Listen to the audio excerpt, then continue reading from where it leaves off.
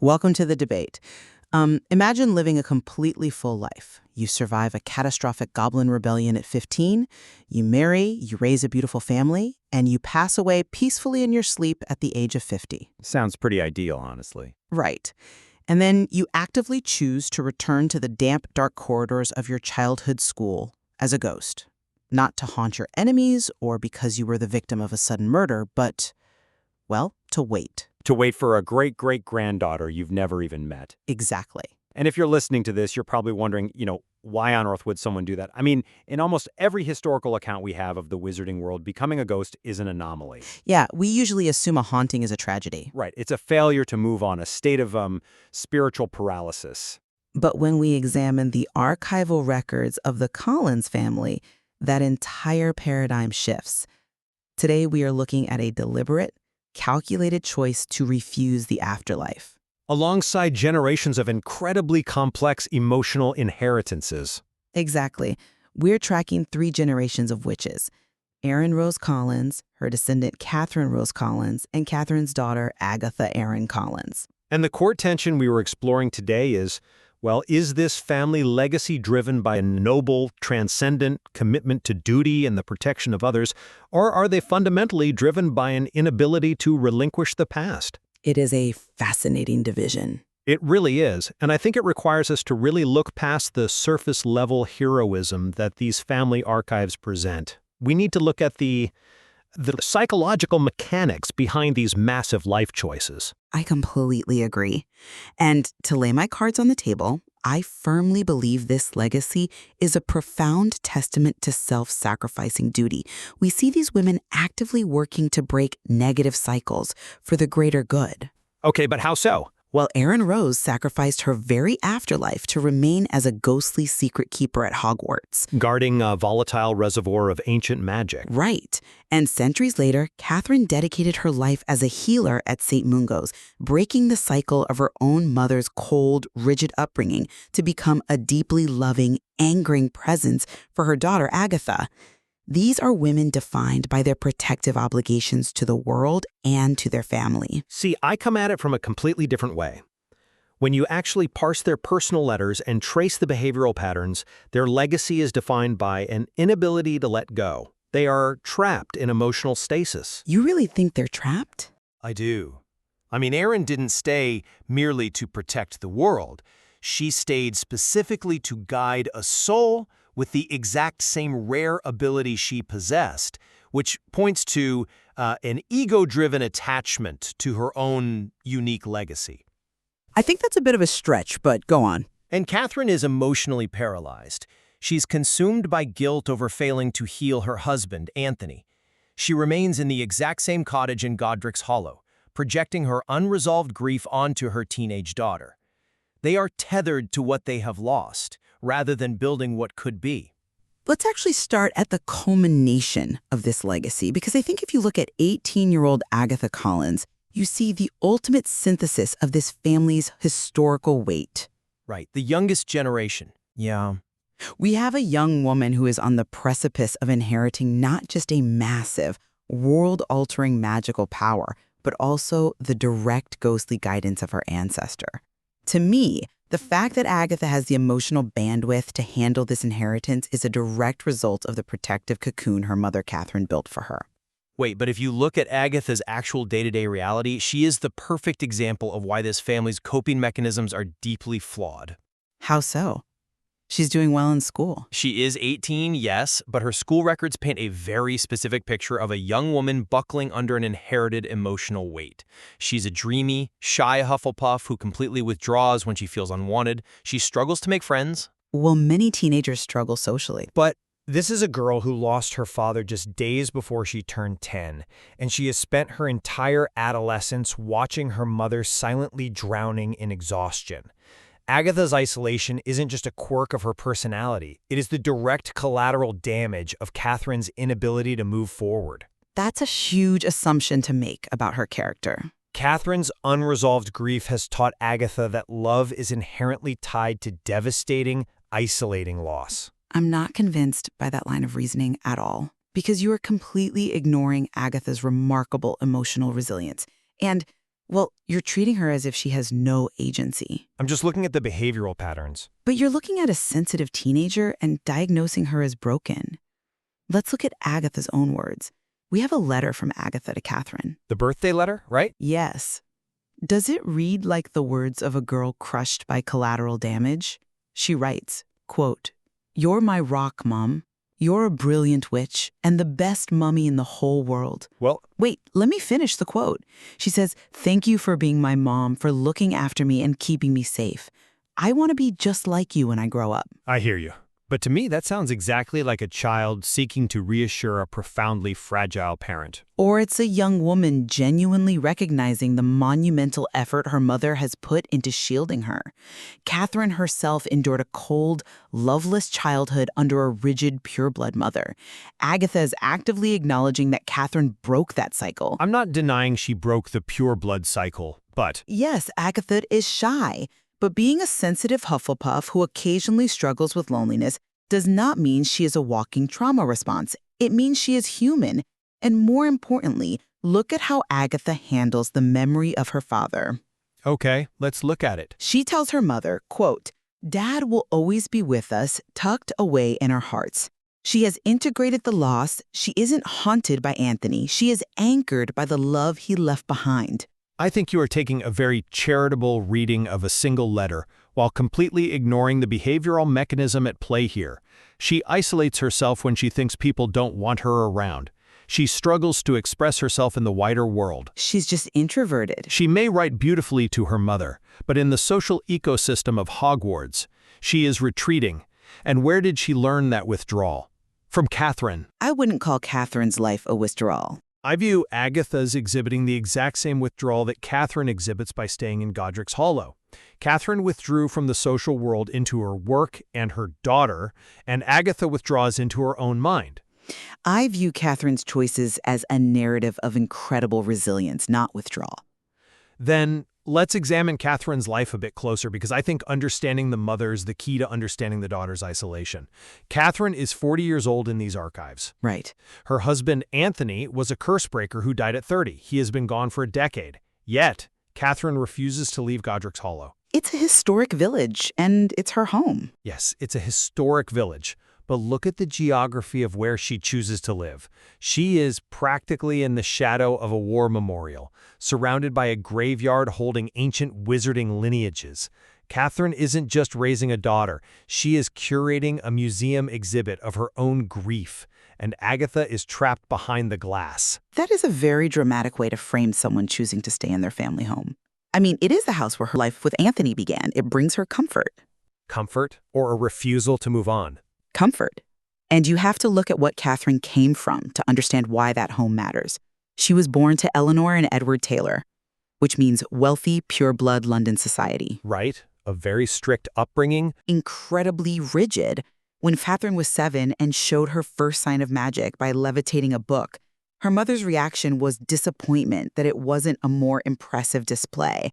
Her natural Ravenclaw curiosity was constantly stifled. Which is terrible. I agree. Anthony was the catalyst who freed her from that psychological cage. So of course she stays in the home they built. It represents the authentic identity she fought so hard to claim. I don't disagree that Anthony was pivotal to her freedom, which honestly makes his death all the more devastating. But is her presence in that house comfort, or is it paralysis? I still say comfort. Then look at the letter she writes to Anthony, a man who has been dead for 10 years. She writes, quote, "I find I miss you more with every breath I take." That's just expressing normal grief. She talks about the weight of raising Agatha alone feeling too heavy to bear. She tells him, "You were my home, and you always will be, until we meet again in the clearing at the end of the path." She is merely waiting for the end. Writing letters to a lost loved one is a perfectly healthy, well-documented mechanism for processing grief. She says to him in those same letters, "I'm trying my best to be everything she needs. I need to be strong for her." But for a decade. Yes. She is acknowledging her pain while actively choosing to fulfill her duty as a mother. But we have to look at how that pain manifests in her professional life. We know from her St. Mungo's files that she is a profoundly talented healer. She's descended from a long line of potion makers. Which makes healing a natural career choice. But why push herself to the brink of exhaustion? because Anthony died from a dark curse that she, despite all her prodigious talent, could not reverse. That's a bit of a leap. Is it? Her dedication to St. Mungo's isn't purely altruistic. It is driven by the guilt of that failure. It keeps her awake at night. The archives note she became increasingly serious, numb, and reserved after his death. She's saving lives daily. But every patient she heals is a substitute for Anthony. She is systematically trying to solve the equation she failed to solve for her husband. It is an endless, futile penance. That's a really sharp way to look at it, but I fundamentally disagree with labeling her life's work as a pathology. You are looking at a woman who saves lives daily and calling it a futile penance. Because of the underlying motivation. Even if her drive to heal was ignited by the trauma of losing Anthony, the outcome is that she is actively mending the world. She goes to St. Mungo's, heals people, comes home, and raises Agatha in a loving environment. Right, but Grief and resilience are not mutually exclusive. In fact, grief is often the very crucible in which resilience is forged. Katherine took the worst thing that ever happened to her and channeled it into a protective duty for others. And that obsession with protective duty, this need to control and guard against tragedy, brings us right back to the genesis of this entire family dynamic. You mean Erin Rose? Exactly, because Katherine's inability to accept the natural, tragic end of her husband's life perfectly mirrors Erin Rose Collins' inability to accept the natural end of her own life. I think bridging the two women is essential here. We move from Katherine's emotional anchoring in Godric's Hollow to Erin's literal, ghostly anchoring at Hogwarts. Right. But again, I see Erin as the ultimate selfless guardian, not a woman paralyzed by the past. Let me jump in here, because if you're listening to this, you might be thinking, well, Erin defeated Renrock, she saved the world, she's a hero. Because she was. And she was, at 15. But let's look at the mechanics of what she did at the end of her life. She survives the rebellion, marries a half-blood wizard, has children, and steps away from the battlefield. A full life, as we established. Exactly. She lives to 50 and dies of natural causes. But when that moment comes, a time when her soul should naturally cross the veil, she refuses. She traps her own consciousness in the physical world. To protect the repository. Why, though? The archives tell us she bides her time to guide any soul who might possess the rare ability to perceive ancient magic, a gift she herself once wielded. Which is a brilliant, necessary precaution. Is it? Or is it a refusal to surrender her identity as the sole savior? Let's think about how ghosts work in this universe. A ghost is an imprint of a departed soul that was too afraid of death or too attached to the physical world to move on. Usually, yes. But Erin is an exception. By refusing to cross the veil, she is ensuring that her legacy is never decoupled from the ancient magic. She was the teenager who walked the map chamber and faced the trials. Because she had to. And now, she is trapping herself in the site of her greatest teenage trauma because she cannot let history proceed without her supervision. I see why you think that, but let me give you a different perspective. Consider a soldier who remains at their post long after the armistice is signed. Okay. They don't stay out of a desire for glory or because they are obsessed with their past trauma. They stay because they know the armory behind them is still filled with live explosives. So ancient magic is the explosive here. Exactly. It's not some abstract historical footnote. It is a volatile, apocalyptic power that, as the archives note, could mend or mar the very foundations of magic. Erin contained it at 15, yes, but the repository still exists. But the keepers guarded it for centuries before Erin arrived. Percival Rackham, Charles Rookwood, Neon Fitzgerald, they all left portraits. Yes, they did. So why couldn't Erin just leave a magical portrait? Why go to the extreme of becoming a ghost? Because portraits have massive limitations. A portrait is just an imprint of a personality at a specific time. They can still communicate, though. They can give advice, sure, but a ghost retains full consciousness and has tangible agency in the physical world. A portrait cannot cast a physical shadow, or block a corridor, or actively intervene if someone tries to breach the repository. I suppose that's true. Ancient magic responds to raw emotion and intent. It is mostly forgotten by the wizarding world. Professor Fig died to help her secure it. Erin realized that portraits weren't enough. So she chose to haunt the school? By becoming a ghost, she sacrificed the peace of an afterlife. She gave up reuniting with her own husband and children. That isn't vanity. What is it then? That is an act of supreme, eternal empathy. She made sure that if another child walked into Hogwarts with that ability, they wouldn't have to navigate that terrifying landscape alone. That's a compelling argument regarding her utility, but have you considered the psychological toll of that existence? It's a sacrifice, certainly. You're talking about a woman who disconnected herself from the natural order of the universe. She isolated herself in death, trapped in Hogwarts as a secret keeper, entirely disconnected from the afterlife where her family went. To protect the future. But this is the ultimate form of emotional stasis. She is literally frozen in time. And this brings us to the towering, ironical twist of fate that the archives reveal, which ties everything together. Agatha. Exactly. Agatha. This shy, isolated, sensitive 18-year-old girl is the student who has inherited the genetic ability to perceive and command ancient magic. Which is incredible. But think about what that actually means. Agatha is about to be guided by the ghost of Erin Rose Collins. And thank goodness she has been waiting for her. But look at the ecosystem you are creating. You have a girl who naturally tends toward isolation, raised by a mother who isolated herself in a mausoleum of grief in Godric's Hollow. I wouldn't call it a mausoleum. And now Agatha is about to be thrust into the most isolating magical discipline in the wizarding world. A magic so rare that only a handful of people in history have ever understood it. But you'll have guidance. Her only guide is going to be a ghost who was so traumatized by that very same magic that she refused to move on to the afterlife. Agatha is already struggling with the emotional inheritance of her parents' tragedy. Wait, imposing a burden? Yes. Now she is inheriting a magical burden that literally killed Professor Fig and drove a goblin rebellion. The emotional tether to the past is now becoming a literal magical tether. Erin has been waiting to impose this burden on her great-great-granddaughter. Without Erin, Agatha would be entirely adrift. Let's look at the mechanics of this inheritance. Agatha is a half-blood witch raised in a peaceful, loving environment by a healer. But No, listen. She has absolutely no concept of the brutal realities of ancient magic or the dark forces that might seek to exploit it, just as Ranrock did centuries ago. true. If Agatha suddenly started seeing traces of ancient magic around Hogwarts with no one to explain what it was, she would be terrified. Erin is there to ensure that Agatha doesn't have to face that alone. I see what you're saying. It is a perfect synthesis of duty. Katherine protected Agatha's heart and gave her a stable foundation, and Erin is there to protect Agatha's magic.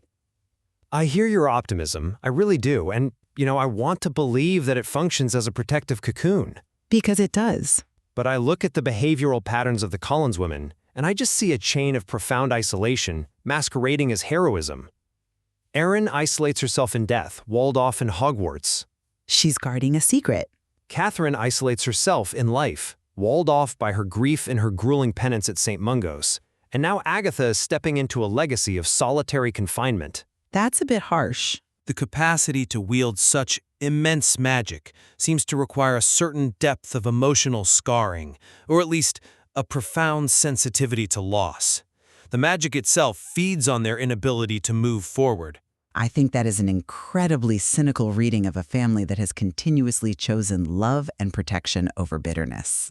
It's just what the archives show us. When I look at these texts, I see a magnificent triumph over dark circumstances.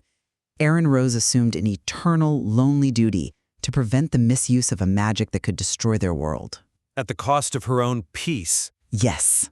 And Katherine broke the generational curse of her mother's rigid, loveless, pureblood supremacy to raise her daughter with immense warmth, despite suffering an unimaginable personal loss. I'm not denying their strength. I'm questioning their methods. They do what must be done to protect the future, even at great cost to themselves. And yet, the recurring themes remain. Ghostly vigils, lingering guilt, and teenage withdrawal. They are inextricably tethered to their emotional pasts. We'll just have to disagree on that. Erin cannot let go of her role as the savior. Katherine cannot let go of the husband she couldn't heal, and Agatha is primed to be consumed by the very same ancient forces that trapped her ancestor. Yet, I think we can both agree on the sheer, undeniable power that flows through the Collins bloodline. Oh, absolutely. Both the magical power and the emotional depth are staggering. The fact that Agatha inherits Erin's ancient magic is a perfect narrative convergence. It forces the historical, world-altering elements of the family to directly intersect with the modern, deeply personal, emotional landscape that Katherine and Agatha navigate. Without a doubt. The archives present a fascinating intersection.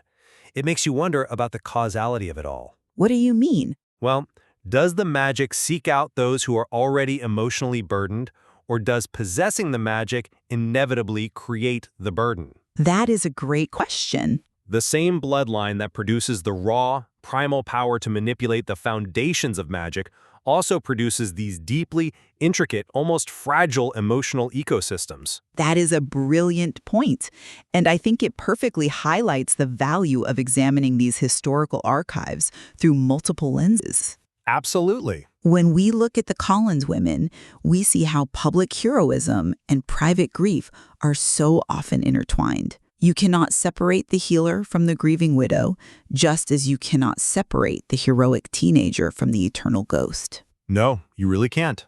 The choices they make are deeply complex. There is so much more to explore in these texts, particularly regarding how Agatha will ultimately wield her thrice great-grandmother's magic, given the unique foundation her mother built for her. It certainly leaves us with a lot to think about regarding what it really means to inherit a legacy and, well, whether we ever truly step out of the shadows of our ancestors. Indeed. At the start of our discussion, we asked if a haunting is always a tragedy or if it can be a deliberate choice driven by duty. And we might not have a clear answer. Perhaps the truth is that every choice we make to hold on to the past, whether by becoming a ghost to guard a dangerous secret or by staying in the cottage where we were most loved, is a little bit of both. We are all haunted by what we refuse to leave behind. Thank you for joining us.